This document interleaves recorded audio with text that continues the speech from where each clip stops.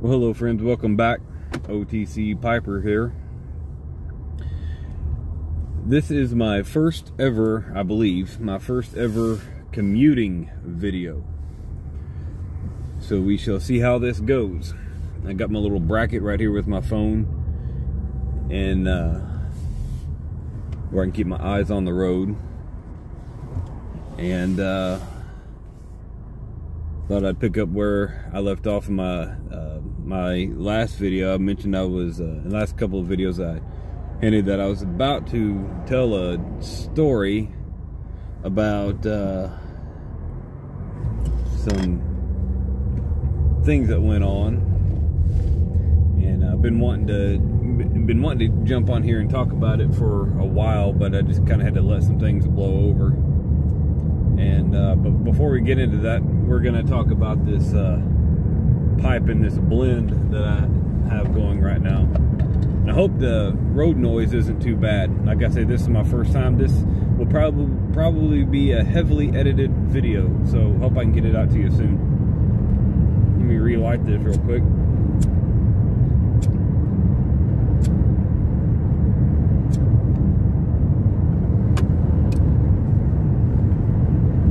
This is my relatively new Peterson, rusticated. I picked up at Tobacco Cabana. I did a live video there some time ago. And I made myself up a cherry blend that I had some tobacco that I purchased. It was just a Virginia Burley, but it really wasn't doing anything for me. Close that window. It wasn't really doing anything for me. It was okay. So I put it, up on the shelf for some mixing. And I got some cherry Cavendish to make some, to do some blending with. And this one is from Sutliff, just a Sutliff Cherry Cavendish, and it is it's a pretty good dose of cherry. Not so much in the way like Lane Very Cherry is, if you're familiar with that one. That one's kind of hard to take, but this was a very rich cherry flavor, but just a lot of it. You could smoke it by itself if you were just in the mood for a big dose of cherry. But to me, it really works out as a blending agent. So I mixed the two together, and I was pretty impressed with the complexity. The Virginia Burley that I had purchased has a little spiciness to it, not necessarily like the pepperiness of Perique, but it kind of added some complexity to the flavor in a similar way. So I thought, as I was trying it out, I'd really like to have a little bit more bass in the mix, a little bottom end, and maybe a little bit more sweetness, but not so much to take away from the complexity of the Virginia Burley, the spiciness that was there. So I ordered a bag of Sutliff Black Cavendish, which has a light vanilla with it. So I kind of added that in there to kind of give it a little bit more foundation, and also added a little bit of sweetness to it too, and it came out really nice. That was a long way for me to say I have this, what I call just black cherry, one of my own. And it went out on me before I could even puff on it because I was talking so much.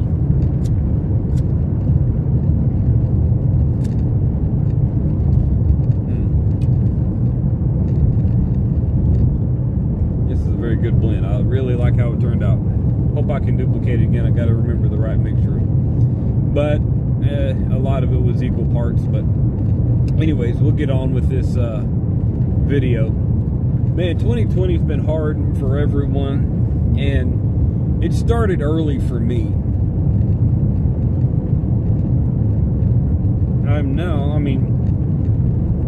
I've been pretty inconsistent much of the year. Here lately, I've started with a police department in early September. And so I've been in the FTO process, the field training process they call it. Regardless of whether you do or you don't have prior police experience, which I do, I still have to go through the field training. And even for someone that's got some street experience, it's designed to, I mean, not really designed to be in every situation, but it's an intense situation. It's an intense period of time.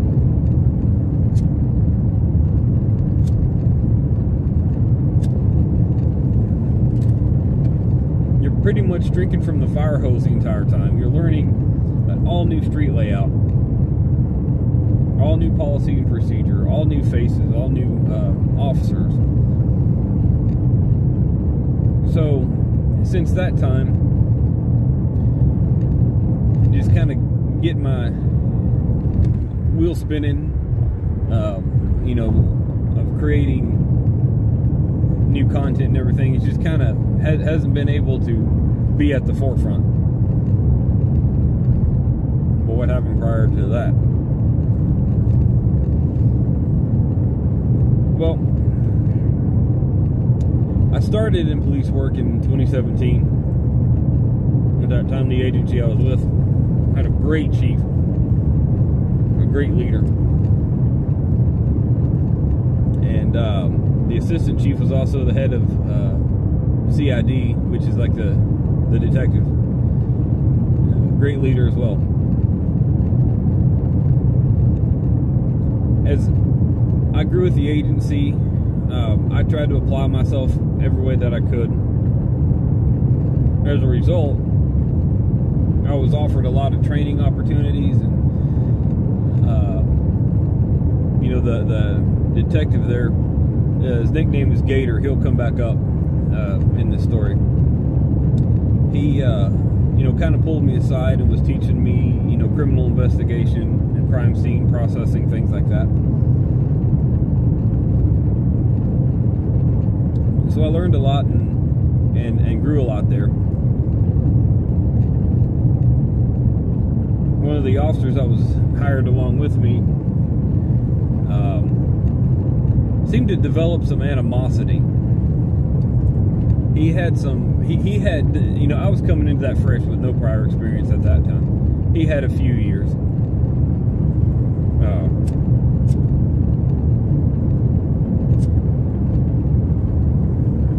I don't know if it was because the leadership kind of, you know, had invested in me, and a lot of the officers would often come to me and say, "Hey, do you think you could get me in on some of this extra training?" You know, basically told them it's there for anybody that wants it. I just wanted it and took it when they gave it to me. And often when it came time to actually apply that training, you know, to take the training, once the shift is over, they're kind of tired and want to go home, and they wouldn't follow through with it in some cases. I don't know if that's the reason, but anyways, there were some animosities there. He eventually became, we'll just call him Johnny. He eventually became the patrol sergeant, and I never really had any problems with him necessarily. A few little things here and there, but he kept, you know, he kept a distance. I was pretty much nice the entire time, anyways. Well, it came time for the chief to move on, and he became the interim and eventually would become the chief there. And during all this time, I had actually moved up into, when the previous chief left and Gator left, they moved me into CID, so I was there. And at the time, me and the new chief coming up, Johnny, it seemed to work out some of the animosities that were there. And I don't know why. I've never really felt any animosities towards them. I don't know, maybe just something about me. I may not be everybody's cup of tea, and that's fine. We seem to have a lot of that, you know, behind us, and we were working together on a lot of things, building up the department and getting it on good ground. And I'll come to find out something. It's a pretty big thing. I find out, and this is basically a long story short thing. He and his wife had some issues. They were working on things. I found out he had been cheating on his wife with an arrestee, which is pretty bad. It's pretty dishonorable to do that. And this started before he was even sergeant, and it kept going while he was a sergeant.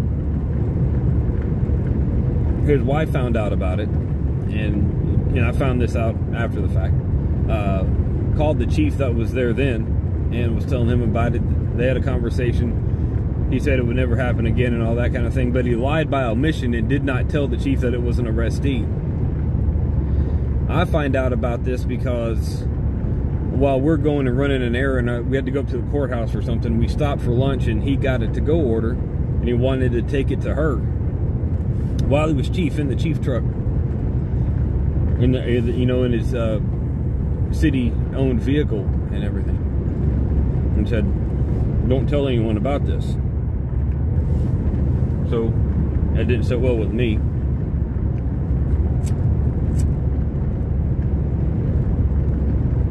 Shortly after that, I receive called into a meeting, and I pretty much get a resign ultimatum, because I had to look into that. And that's when I found out that he lied to the previous chief and all that. So at the time, I'm like, this was going to get messy.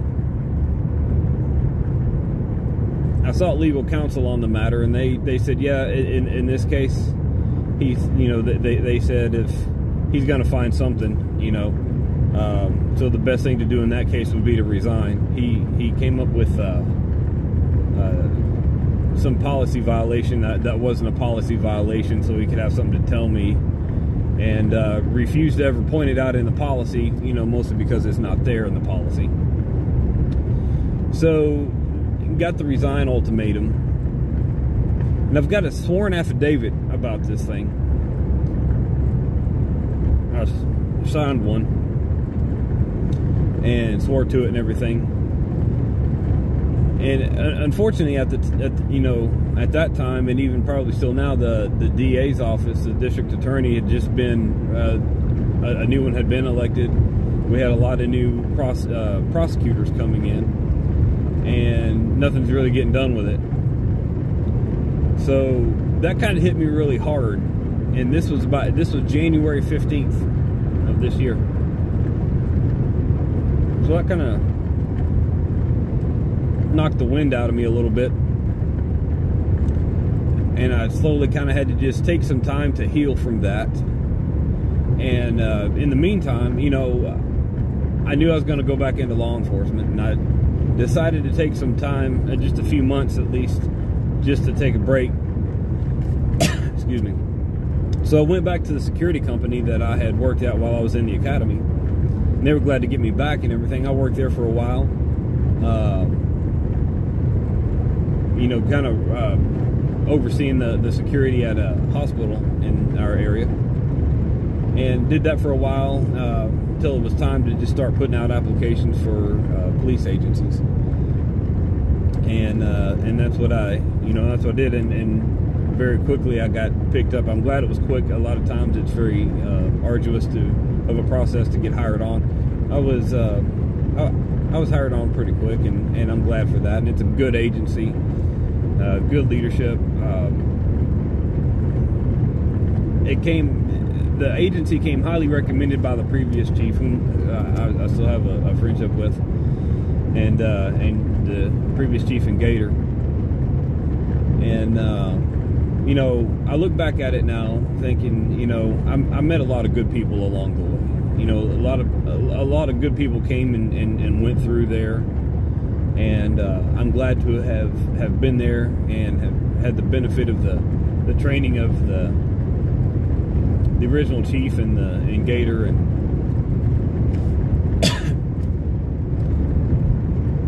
I did what I felt like I had to do. I've got to swear out an affidavit on something like this. I can't just let it go. If the DA doesn't want to do anything with it, then that's kind of on them. But, you know, I'm happy where I'm at now. Pay is better. People are better. The leadership is better. And, you know, one thing that and I'll get a little theological here, you know, for a moment. One thing about that is, you know, when the world throws you a setback, God's already planning your comeback, and that's kind of what happened in this case. But the main thing that I draw out of this situation is something that I've always known, and I've always lived by, is that the most precious commodity, the most precious resource that you've got as a person, as an individual, is your integrity. And if you compromise that even a little bit, it's gone, you know.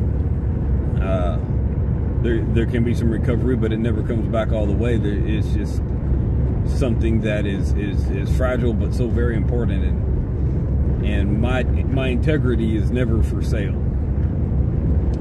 And that's why I had to make the move that I had to make, as painful as it was, because I was not going to work for a dishonorable person like that.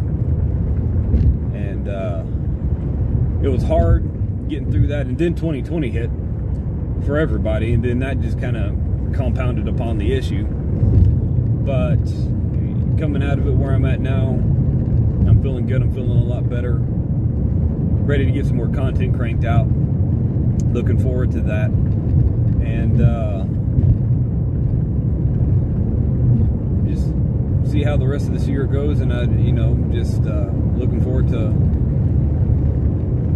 getting back to you again. And I don't know if I'll have time to edit this video, but I'm about to go meet my brother David. He's not been on his channel for a long time. Maybe we'll talk about that. We're going to do a live broadcast. So in fact, I'm pretty sure that it's not going to be, I'm not going to get this edited before the broadcast. So I'll just say thank you for showing up if you did show up to the broadcast. We're about to have it now, but by the time this thing gets posted, it will have already been concluded. So I will let you go with that. And thank you for letting me bore you for a little while with that story. That's a very, very Cliff Notes version of everything that happened. There were a few more players. You know, it was just kind of a compounded betrayal there that happened. And there's, you know, a little bit more detail I could have gone into, but we would be here forever. But that's the gist of it. But everything's going good. I'm back on good ground, and looking forward to seeing what's next. So I'm gonna let y'all go. I just appreciate you sticking it out with me, and we'll see you on the next one. Keep your bowls warm now.